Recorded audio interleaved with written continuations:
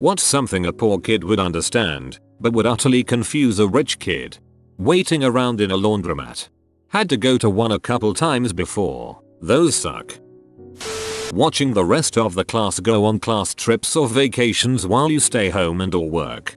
Oh man, that one hurt to read. I always went on field trips and had amazing memories and moments. I can't imagine a kid having to stay behind due to cost. But at our school we had a subsidy program that even if parents couldn't pay for trips for their kids, the school would be able to help assist. I don't think this was ever abused either. Every time you get a little bit ahead, an extra $100 or so, and being able to relax and breathe a bit. Next day something goes catastrophically wrong with the car, or an appliance, or an unexpected late charge on something you forgot about. It never ends. One step forward, 2 steps back. It's expensive to be poor. Having sleep for dinner. If you pull your knees way up to your chest, it helps with the hunger pains.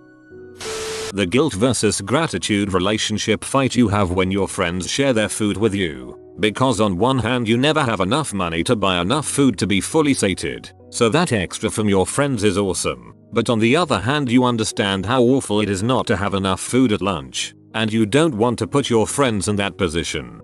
The other hand you understand how awful it is not to have enough food at lunch, and you don't want to put your friends in that position. Becoming wealthier as an adult now, nothing felt better than paying back a kid who used to give me PBJ sandwiches. Those were everything at the time and he didn't mind, but I was guilt-ridden.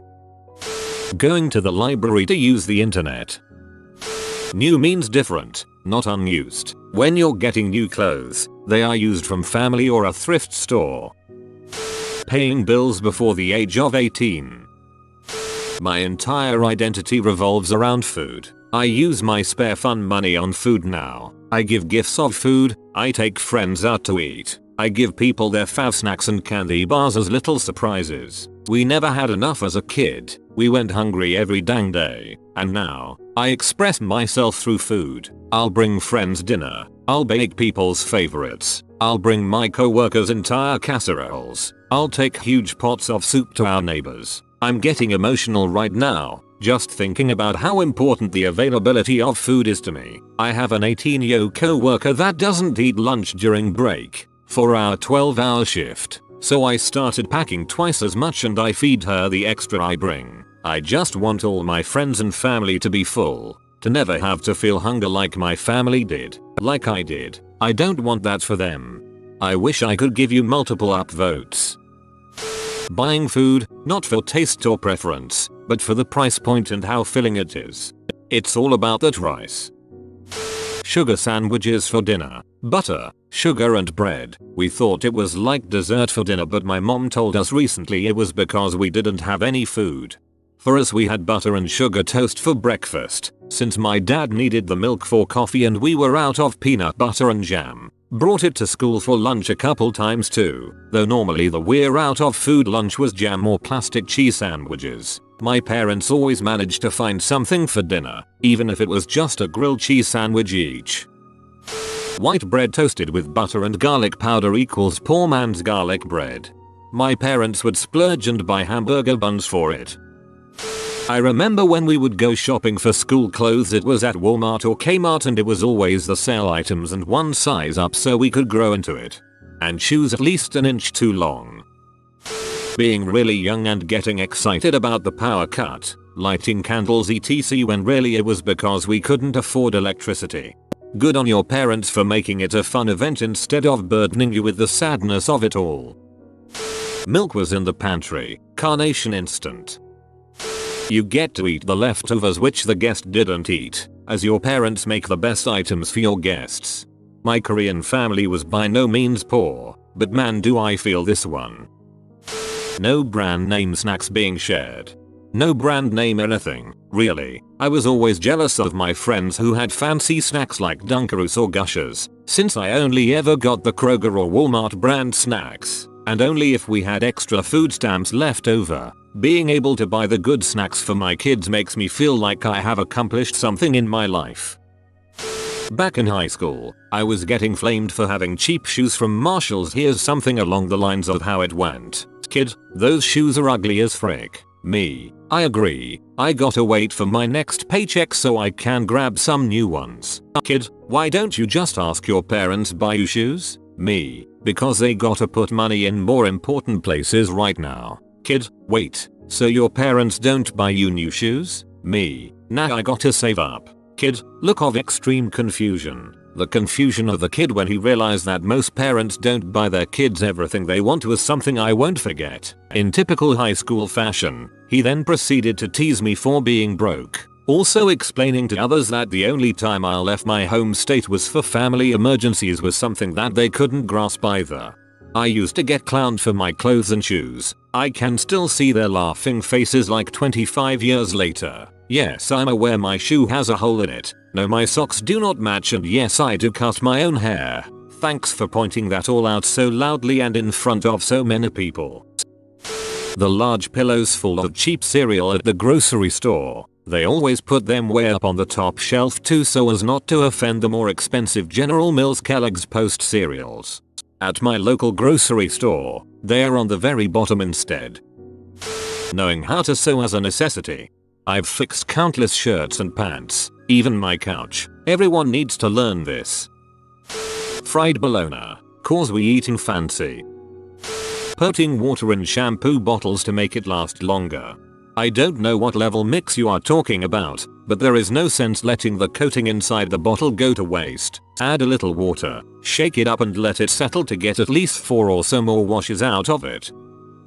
I was a poor kid who was lucky enough to go to a good high school. The downside of that was growing up next to entitled brats. I've seen a girl throw her brand new gold iPhone across the room and not bat an eye because her parents would buy her a new one. Sure enough, the next time I saw her she had one. These are the same kids that crash the new cars they get for their birthdays, get manicures, facials, and eyelash every week despite never working a day in their lives. On the other side, I was scared when I ripped the strap off the backpack I had been using for 4 years. I sewed the dang thing up because I didn't want to stress my mom out with having to find a new one for me. I used it for 2 more years through college until it finally kicked the bucket and I was able to get a new one. Getting upset when clothes, shoes, or other basic items are ruined. If I had a hole in my shoe or a stain or tear on my clothes I had to live with it, at least for a while. I knew kids in the middle and upper classes that would get chewed out for stuff like that, but their parents would usually buy them new stuff right away. That wasn't the case for a lot of kids like me because it just wasn't possible. Most of the clothes I owned were hand-me-downs to begin with. Some of it was found in the garbage. My friend borrowed my long-sleeve Nike shirt, newly purchased from the Salvation Army, and immediately put thumb holes in it. She just laughed as I flipped my crap. Frick you, tenor. My mom whooped my ass over that. Parents borrowing birthday money to help with bills or buying food and toiletries. Love them to death. They've always worked hard for me and my sister. Oh, and not having health insurance. That cable and Wi-Fi are a luxury. That going to the nearest beach is a vacation. Santa Claus have a budget. Relaxing in an empty parking lot is your friend's car is a typical night out because nobody has anything at home and don't want to be there anyways because it's too stressful. You can't just live within your means. Guess he'll die then. Oh wait, funerals are expensive. The actual process of looking at something in a store and debating whether or not it's really something they need or is it something they want before trying to see if they can find a cheaper version. Back where I am from we still have to heat up bath water on the stove in that neck of the woods. Every term our school would do a thing called Scholastic Books. It's like a catalog of books and other educational things that parents can go through, put what they think their child will like and order them. The school gets a percentage of the sales and the kids get an education-filled Christmas unboxing every term. Almost every kid in my class would get at least one thing. Expect me. So, just sitting in the back of class watching other kids showing off their new stuff to each other. One year a kid left before the order came in and the teacher gave his book to me. Rich kids will never know the feeling of being poor, having it noticed and not being shamed for it. It was the only time I ever got a book from Scholastic and I still have it. Side note, I'm all grown up and am not super poor. Every term my mum and I pick a class at the local primary school and buy books for every student that doesn't have a book order in that classroom. It's a mixed school, half rich people and half poor people living in a trailer park struggling to get by. Doing without. Most rich kids have never had to contemplate what it is like being without food or living in a cockroach infested and safe heck hole before. No one should. Coming to school stinking because your parents couldn't pay utilities that month as if you chose to be gross. I'm feeling this one. I grew up on an acreage that we rented, downwind from the town landfill. Even when we did laundry, we still stank. We were always teased and mocked through school. Most kids, make sure to save your allowance. Poor kid, rich kid. What's that? LOL. I would get an allowance, save as much as possible, then have my mom need it and spend it all on drugs. Fun times. Seldom or never travel abroad. I've never been out of the country and I'm 24. Not even Canada. Never going to the dentist before. Relatable. First time I ever went to the dentist is when I joined the Navy. You have to get creative for entertainment. Rarely had toys and friends definitely couldn't come over. Sugar rice was very common. So was crap on a shingle. White gravy with meat on white bread was at least once a week. Parents constantly busy with work and side jobs and being exhausted all the dang time. Hand-me-downs were new clothes. Sharing a room with multiple family members. Having to do chores without getting money or a reward. Always getting consoles and games like 5 years after they released and everyone was onto new crap. Bruh, there's a lot. That game where you hunt for change down the back of the sofa so your mum can buy cigarettes. Struggle meals. Love my mom. No matter how hard times got, she always found a way to whip something up in the kitchen. My fave was fried tortillas with refried beans. Sometimes with cheese. Coming home to the gas, light or water shut off. That shame when your parents have to tell the cashier to take items off because they didn't have enough water in the shampoo detergent. Collecting all the change in the house to cash in at the local grocery store. Knowing your mom's social security number by heart at 12 BC you had to call to set up payment arrangements for the utilities while she worked evenings.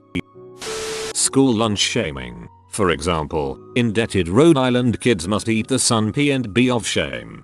My school had free lunch tickets. They were a different color than the regular lunch tickets. That way everyone could know your family was poor. The value of $1. Bread for hot dog buns. Poor or Australian. What it is like to eat spaghetti for over a year and a half straight. Other than my birthday, that is exactly what I've done and am doing. I hate it. I hate it so much. I hate IT. I hate IT. I hate IT. Sorry, I had to have a moment. Stressed myself out. I'm no expert at being broke, but you should probably get some rice or something. They call it intermittent fasting by not eating breakfast, but that's pretty standard to me how I grew up. Not eating breakfast, lunch, dinner because there was no food. You have been visited by the cook dog. Comment: without food there is no paradise, so that you never burn the stakes. If you are new to the channel, you can subscribe. I publish new videos every day. Until then, check another video. Or don't. Either way, have a great day you magnificent people.